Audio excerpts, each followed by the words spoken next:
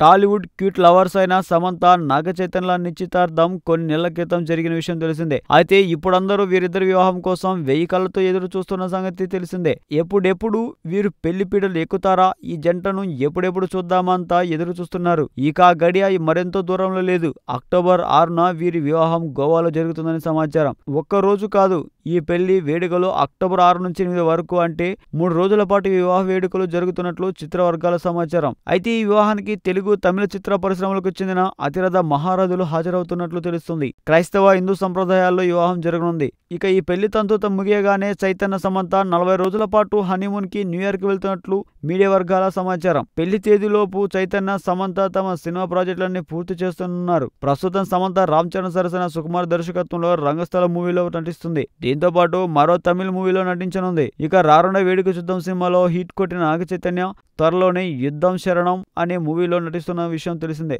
ఈ వీడియో మీకు నచ్చినట్లయితే సబ్స్క్రైబ్ చేయండి. ఫిలిమి స్టార్స్ బోలెడంత న్యూస్ బోల్డ్గా.